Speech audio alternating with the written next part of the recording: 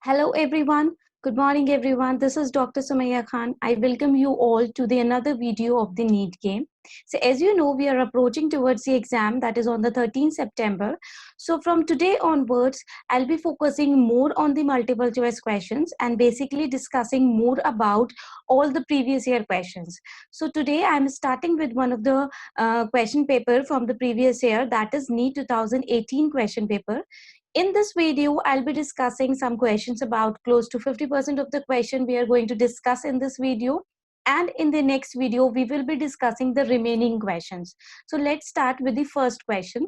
The first question says that which of the following hormones can play a significant role in osteoporosis? So what they are talking about, they're asking you about the osteoporosis. So first of all, you have to understand the question. What is actually your osteoporosis is? So osteoporosis is actually also known as the porous disease. It causes the pores in the bones, and it is a bone disease which leads to the decrease in the bony content of your bones. So in this disease, the females are generally affected after their menopause. So this osteoporosis is affected by the different hormones. So in the options, they says about the parathyroid hormone and the prolactin. The second option says that aldosterone and prolactin, estrogen and parathyroid hormone, and the progesterone and the aldosterone. So as you know, parathyroid hormone is an important hormone which is regulating the calcium balance in our body, in the blood as well as in the bones. Okay. And coming to the prolactin is a milk secreting hormone. So this cannot be the correct option. Coming to the next option, that is your aldosterone and prolactin. Aldosterone is related to the ionic balance in the body, estrogen and the parathyroid hormone. So this is actually your correct option. Estrogen and the parathyroid hormone both helps in play a significant role in the osteoporosis. How does it that do? So here is an explanation for this, that the parathyroid hormone and estrogen both helping in the osteoporosis. How? It maintains a calcium balance, okay, by stimulating the bone resorption and helps in the formation of the bone. And estrogen inhibits the bone resorption. So this is how the parathyroid hormone and the estrogen is going to help us, or it is the significance for the osteoporosis. So what should be the correct answer? The correct option here is third option. Now let's come to the next question. Which of the following is an amino acid derivative hormone? The option says estriol, epinephrine, estradiol, and ecdysone. So epinephrine, which is also known as the adrenaline, is the only hormone which is an amino acid derivative hormone out of these given options. Remaining options, estriol, estradiol, and ecdysone, they all are steroid derivative hormone. They are not at all an amino acid or peptide or a polypeptide based hormone. All of them are the, a steroid based hormone. So what should be the answer? The option is, correct option is your second option. Now, let's come to the next question. This is the match the column questions. You have to make it, first of all, read the question very carefully and always underline the important part of the question. So what is the important part of the question here? Which of the following structure or regions is incorrectly paired with its function? The word incorrectly is very important, always underline that part which is important to the question. So the option is about the corpus callosum, medulla oblongata, hypothalamus, and the limbic system. So corpus callosum actually is a band of fibers which divide the hemispheres into the right and the left cerebral hemisphere. So this is the correct option. Medulla oblongata controls the respiration, the cardio reflexes. So this is also true. Hypothalamus is involved in the release of the hormones. We know it is known as the master of the master gland. So this is also a true statement. So they are asking about the incorrect statement. So limbic system is actually a wrong option. So this is your correct answer, though it is an incorrectly paired and your correct answer, because limbic system is actually a set of a structure which is involved mainly in the emotions, memory. So they are involving in that. So your option is the fourth option, which is a incorrectly paired. So this is how you have to do the match the column questions. Always underline the question which is they are asking, whether they are asking about the correct option or whether they are asking about the incorrect option, and then do the question. That will make you a easy way, or this is an easy way to get the correct answer out of the four given options. Now The next question says that a transparent lens in the human eye is held in its place by a smooth muscles attached to the ciliary body, ligaments attached to the ciliary body, smooth muscles attached to the iris, and ligaments attached to the iris. So look at the picture given here. This is your lens, right? This is your lens, and these are your suspensory ligaments which are holding your lens with the help of the ciliary body. Okay, they are ligaments which are known as the suspensory ligaments, which is holding your lens with the help of the ciliary body. So what should be the answer accordingly? The answer is the second option, that the ligaments attached to the ciliary body is actually holding our eye lens. So answer is 2.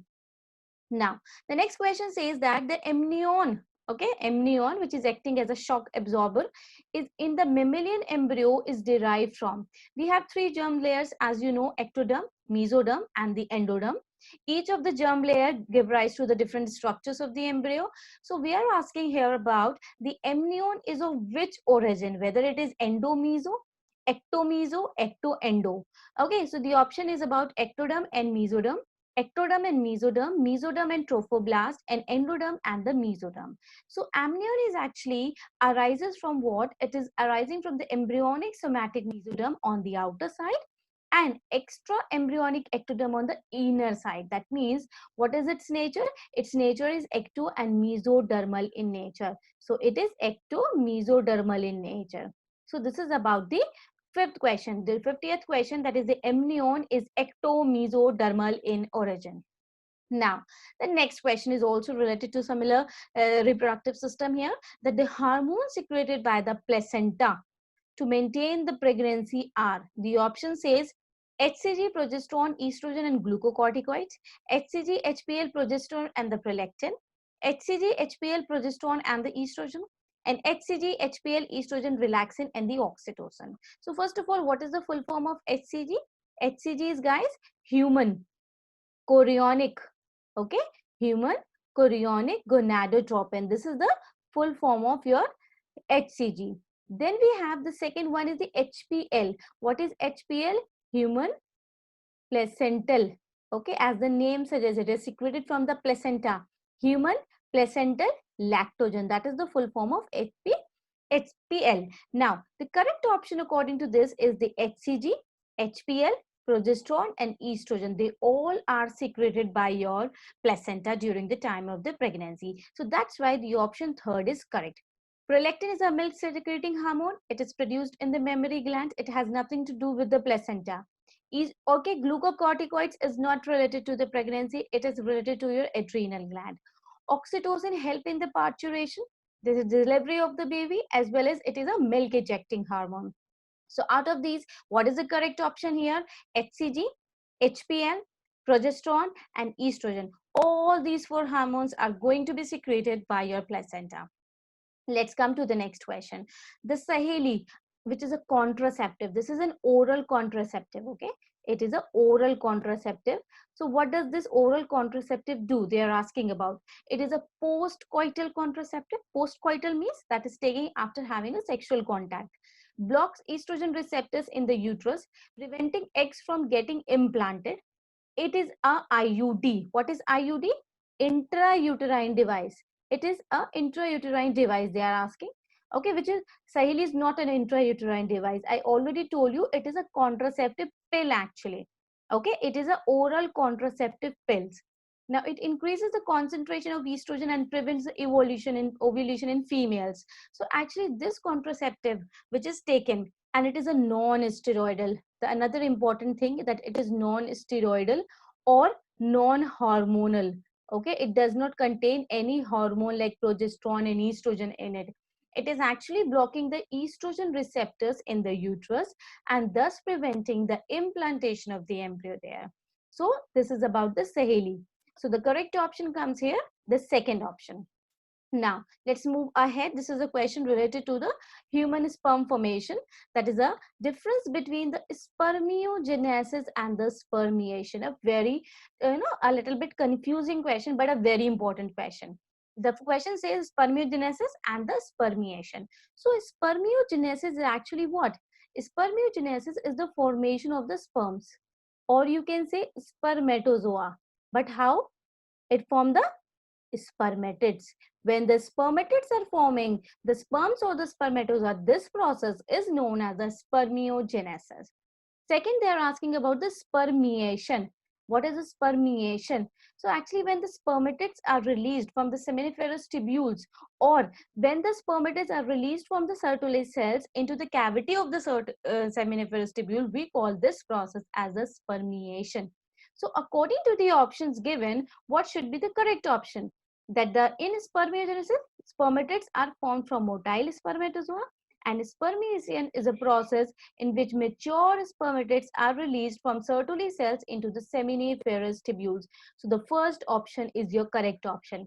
That is, in spermiogenesis, spermatozoa are formed, while in spermiation, the spermatozoa are released from the Sertoli cells. So in the first option only, you get your correct answer. So first of all, understand both the process, and then you can easily find out the option here. Now, a woman has an X-linked condition on one of her X chromosome. That means what they are trying to say, that woman is a carrier of a disease. Okay, she is a carrier of the disease. That you have to understand, because women have XX, right? So if she is having condition on one of the X chromosomes, that means she is a carrier of a particular disease.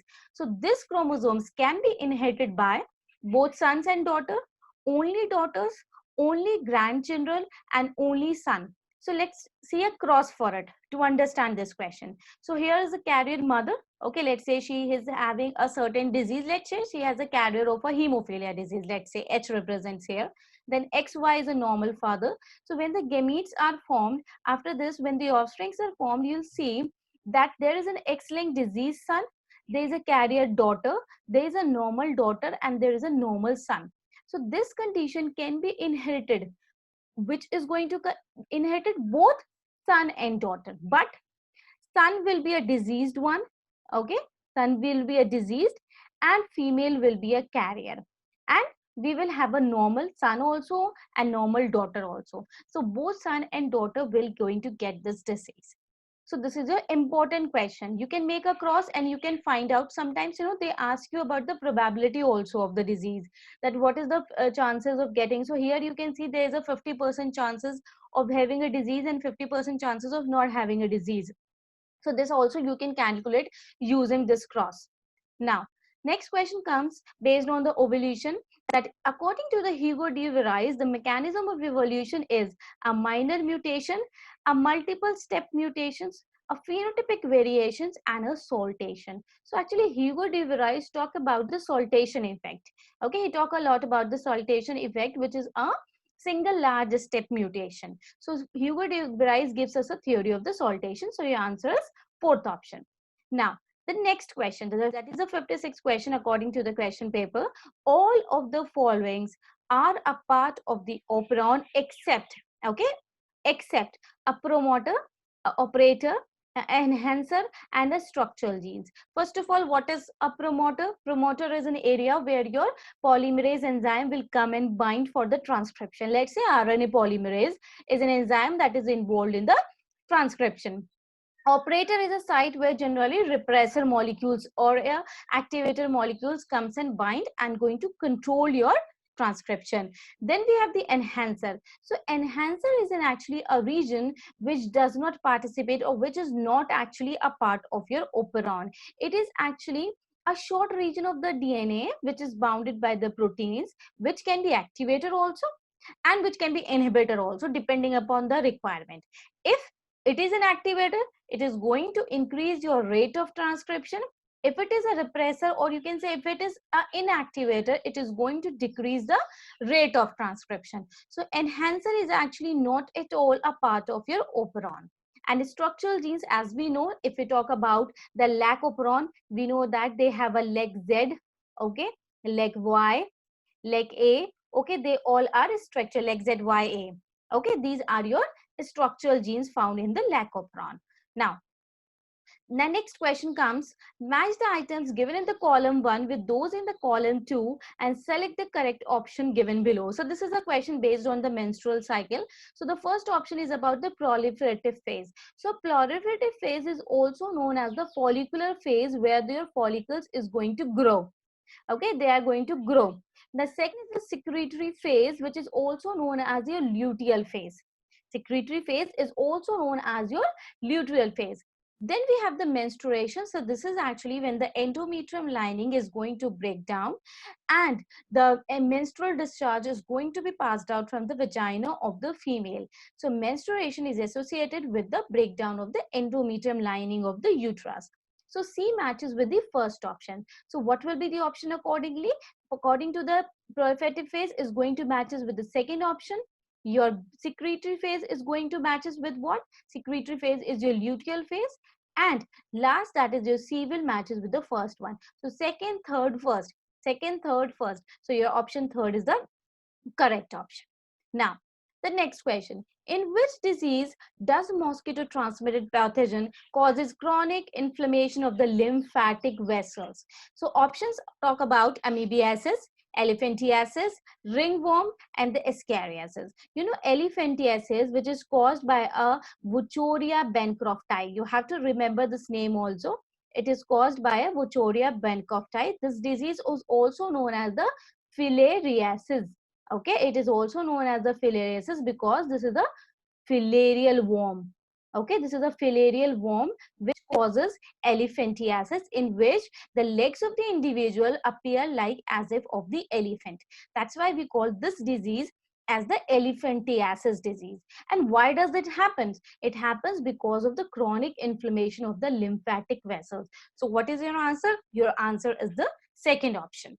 Now, the next question says, among the following sets of example for divergent evolution, select the incorrect option. So here also you are going to underline the important point of the question, that is incorrect option you have to tell me.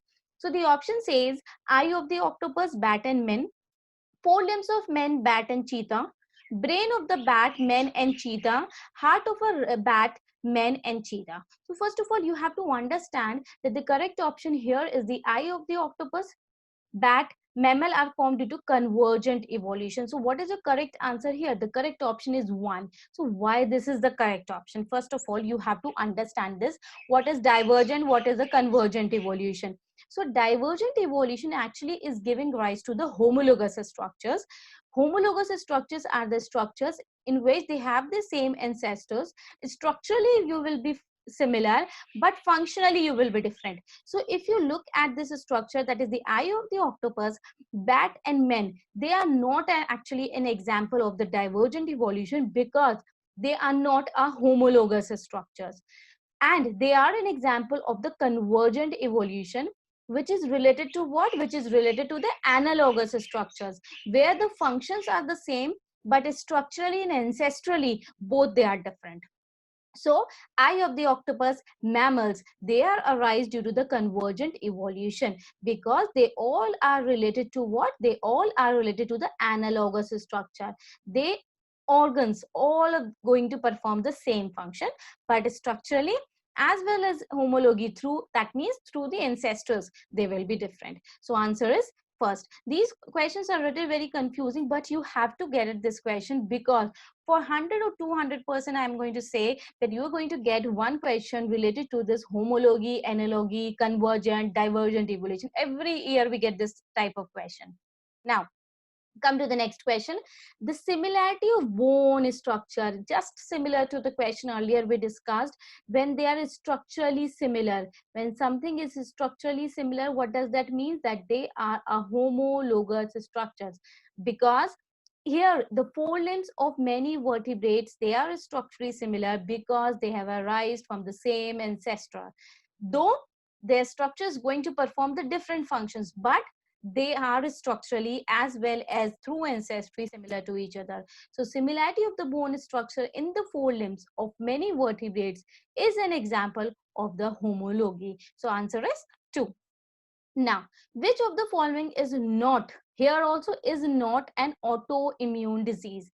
Vitiligo, psoriasis, Alzheimer's disease, and the rheumatoid arthritis. So actually Alzheimer's disease is not related to the autoimmune disease. It is an age-related disease where the brain cells start getting deteriorate or they start to die. So it is an age-related disease where the person starts to having a dementia, basically loss of the memory. So Alzheimer's disease is your correct option here.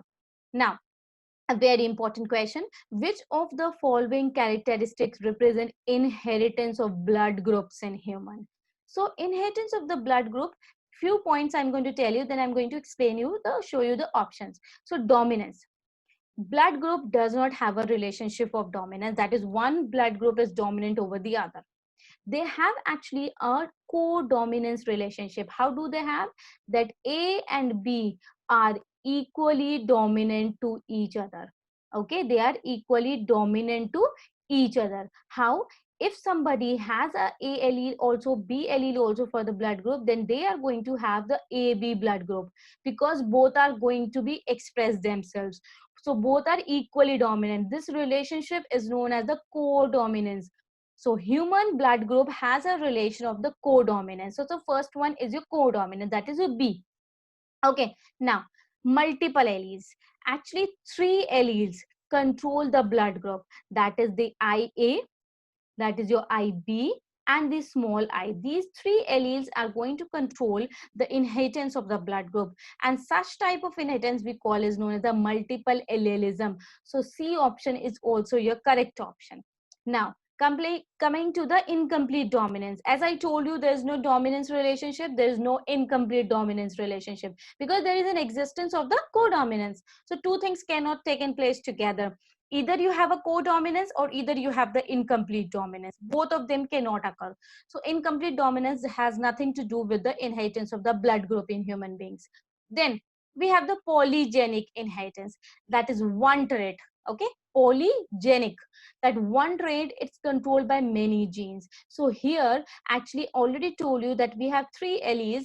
So one trait, that is a trait is what here? Blood group is controlled by many genes. So polygenetic inheritance is also an example of the inheritance of the blood group. So three things is going to control your blood group. The first one is your codominance, multiple allism, and the polygenetic inheritance, that is B, C, and E.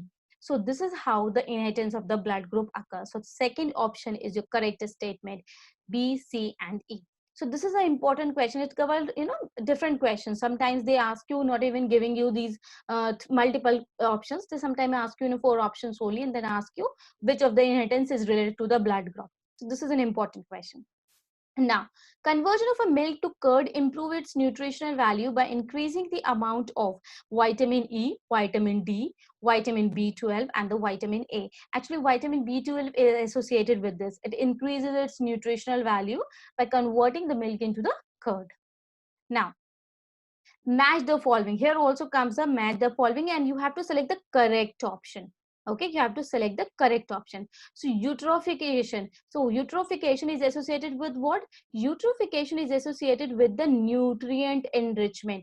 When excess nutrients get deposited in certain oceans or in any water bodies, so it leads to what? It leads to the formation of the algal blooms there, which leads, and when these algal blooms are formed, it leads to what? It leads to the depletion of the oxygen present in the water bodies. And this is how it affects the aquatic organisms. So A matches with your third option. So if you look at the options given here, only one option is related to A with the third one, that is with the correct option. So somehow, sometimes even matching 1 or 2 points, you easily get the correct answer. So try to always, when you match the column, always try to look into the answers, into the options to get the correct option easily.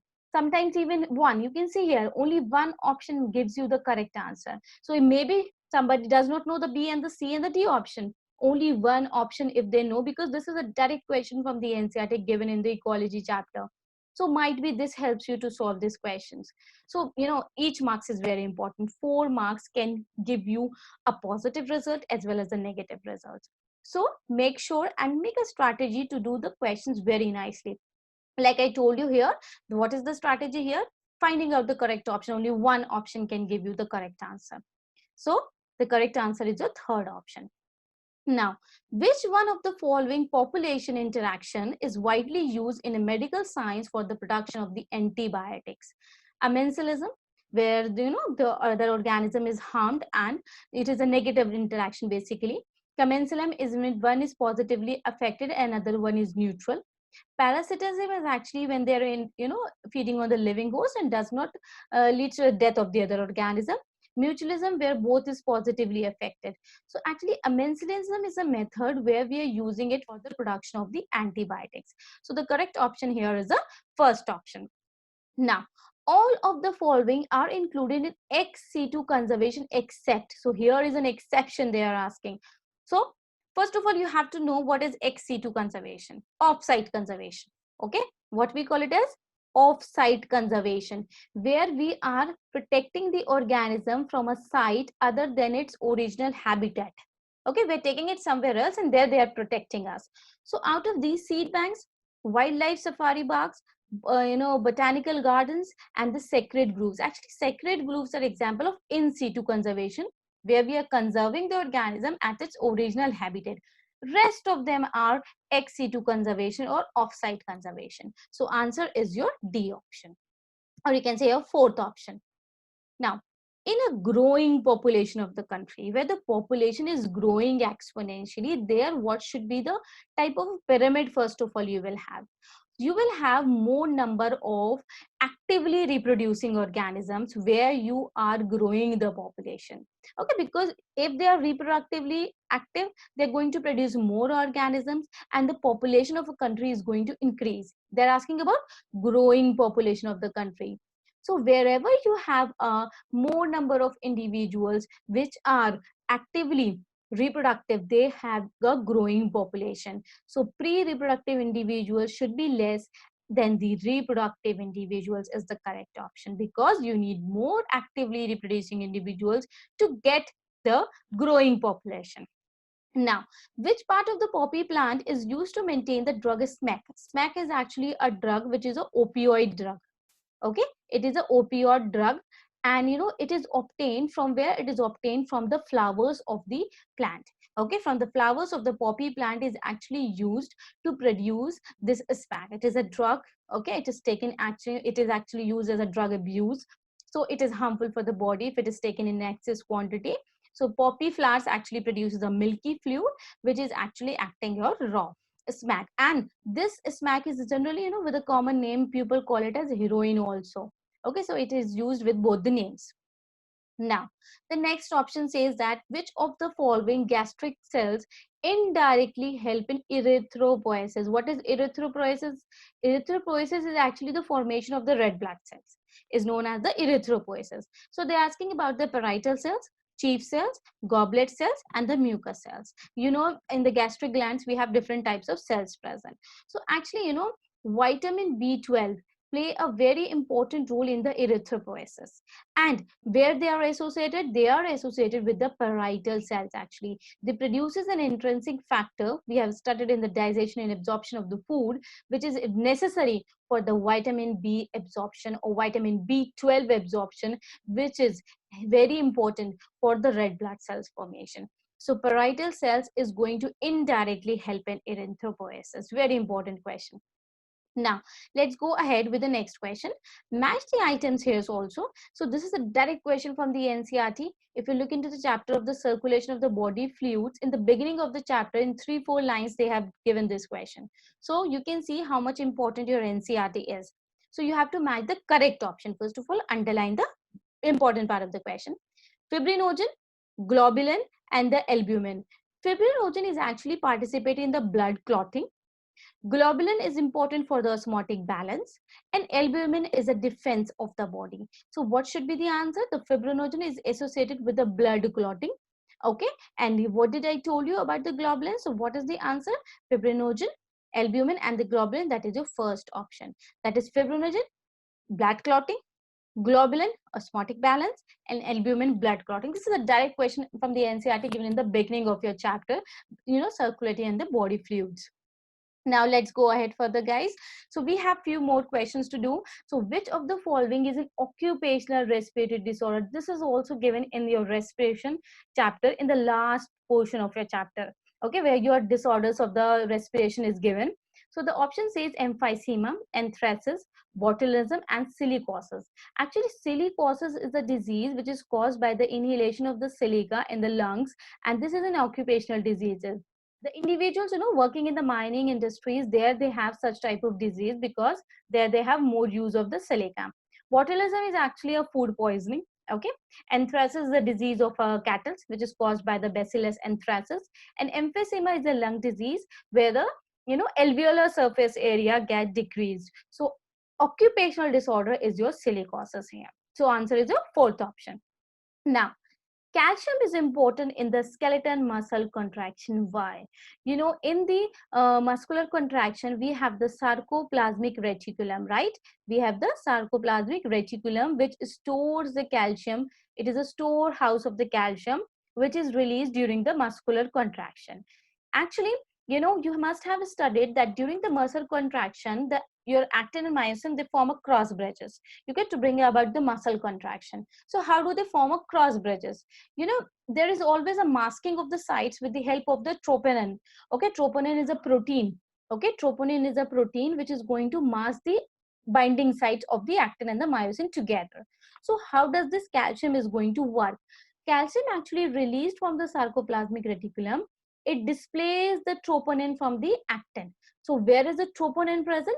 Troponin is present on the actin, somewhat like this. I'll show you here. This, let's say this is your actin here.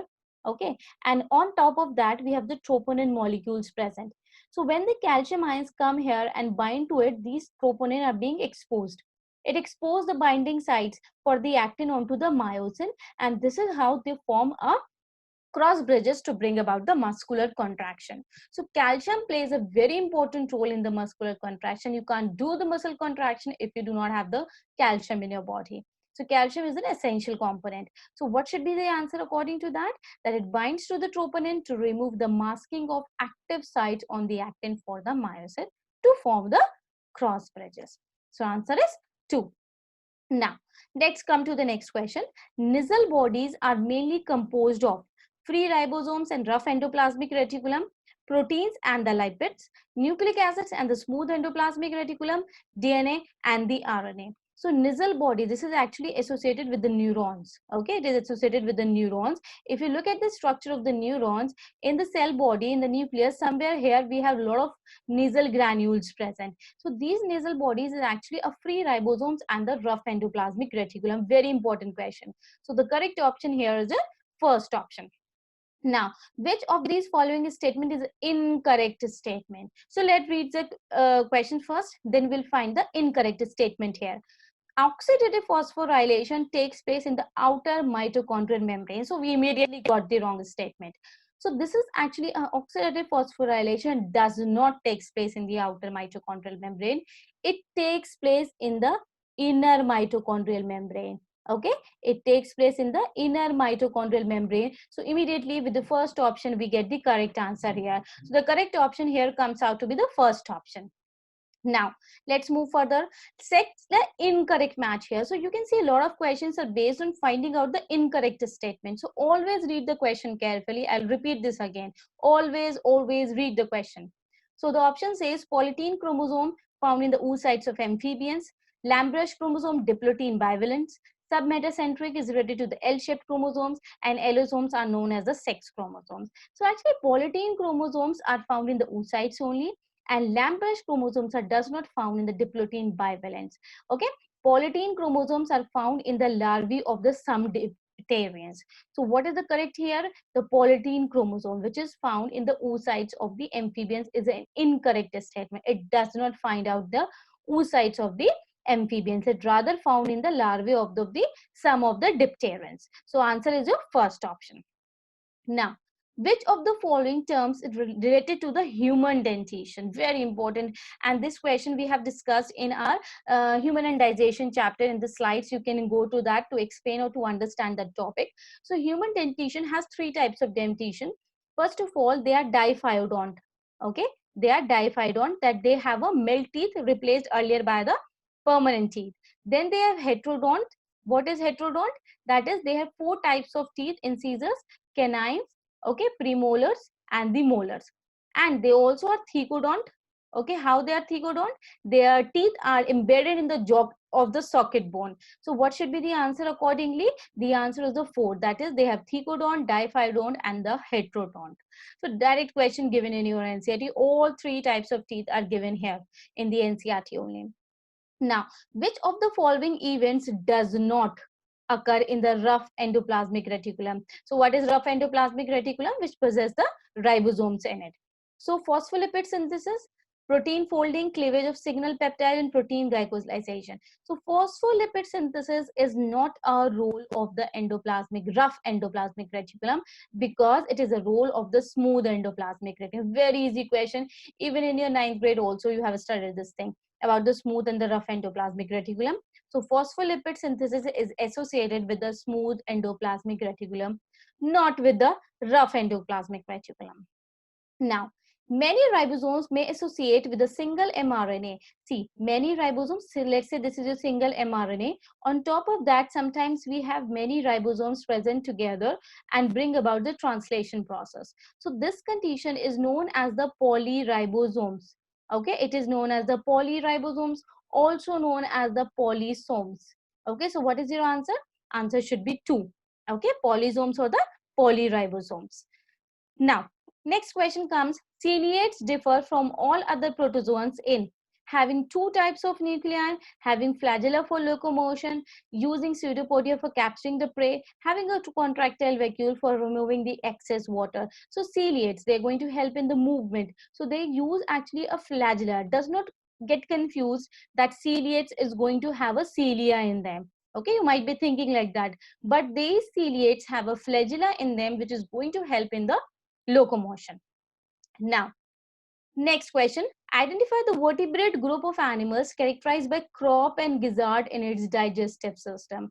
Osteogyzes, this is the fishes, amphibians, aves, and the reptiles. Actually, birds or aves, they both have the crop and gizzard in them, because they are a very important part of the alimentary canal, which is going to help in the digestion process. So answer is aves.